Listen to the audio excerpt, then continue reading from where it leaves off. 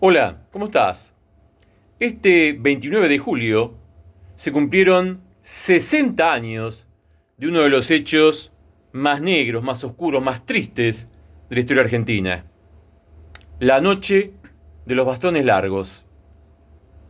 A ver, en la noche del viernes 29 de julio de 1966, integrantes de la Policía Federal irrumpieron en la sede de la Facultad de Ciencias Exactas de la Universidad de Buenos Aires y sacaron a palos, machetazos, bastones largos, palos, en la cabeza, a autoridades de la facultad, a docentes de la facultad y alumnos de la facultad. Eh, esos, esas autoridades, esos docentes, esos alumnos estaban resistiendo la decisión de la dictadura de Juan Carlos Onganía, dictadura militar que derrocó al presidente Arturo Illia, de intervenir las universidades y eliminar el sistema de cogobierno. Esa es la noche que pasó en nuestra historia como la noche de los bastones largos. A ver, la reforma universitaria de 1918 fue generada en la Universidad de Córdoba y se extendió al resto del país y a buena parte de América Latina. Generó un movimiento que impulsó varios adelantos de los que después muchos disfrutamos. En muchas generaciones que disfrutaron de esas luchas que llevaron adelante los muchachos de la universidad en 1918, Universidad de Córdoba. Te recomiendo que leas el manifiesto liminar que escribió Deodoro Roca, un personaje injustamente olvidado por la historia argentina, ¿no? ¿Qué derechos consiguieron aquellos muchachos de la reforma universitaria de 1918? Por ejemplo, que se concursaran los cargos de profesor, que hasta ahí eran vitalicios. La separación de iglesia y universidad. Y la participación estudiantil en los gobiernos universitarios, en el gobierno universitario. La idea era facilitar el acceso a las universidades de los sectores medios. Hasta ahí había que ser nenito de mamá para poder ir a la universidad. En 1949, el peronismo suprimió todo tipo de arancel universitario. En una década, la matrícula universitaria, después de esas medidas, se triplicó.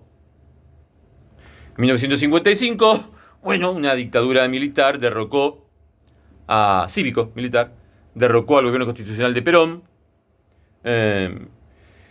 Y en esos años después, con 18 años del peronismo proscripto, la Universidad de Buenos Aires creó la editorial Eudeva, que todavía está, con libros a precios populares. Se creó la ciudad universitaria ahí, atrás de la cancha de River. Se incorporó la computadora llamada Clementina, la primera computadora en América Latina, Clementina. Y se generó una universidad donde la investigación fue parte esencial de la actividad de los docentes con dedicación exclusiva. El martes 28 de junio del 66, la llamada Revolución Argentina, encabezada por el general Juan Carlos Onganía, derrocó al presidente radical Arturo Illia, y un mes después, el 29 de julio, intervino en las universidades. El consejo directivo de la Facultad de Exactas decidió no aceptar la intervención. Entonces, los policías irrumpieron en la sede. La sede estaba en la calle Perú 222, donde está la Manzana de las Luces. Hoy, la Facultad de Exactas está en la ciudad universitaria. En esa época estaba en la calle Perú, en la Manzana de las Luces. Entraron a la fuerza los policías federales y el decano, Rolando García, le dijo al oficial a cargo que él mandaba y él era la autoridad. Por toda respuesta le dieron un palazo en la cabeza y le rompieron un dedo con el que intentó protegerse la cabeza del palazo. La policía hizo salir a todos y como usaron machetes largos, los bastones, quedó como los bastones largos. La mayoría de los docentes después de eso renunció y muchos se exiliaron. Onganía era todo un macartista, había comunistas detrás de los árboles. Por ejemplo, Onganía dijo que la matemática era subversiva. Onganía, presidente de la Nación, de facto, pero presidente de la Nación, llegó a decir que la matemática era subversiva.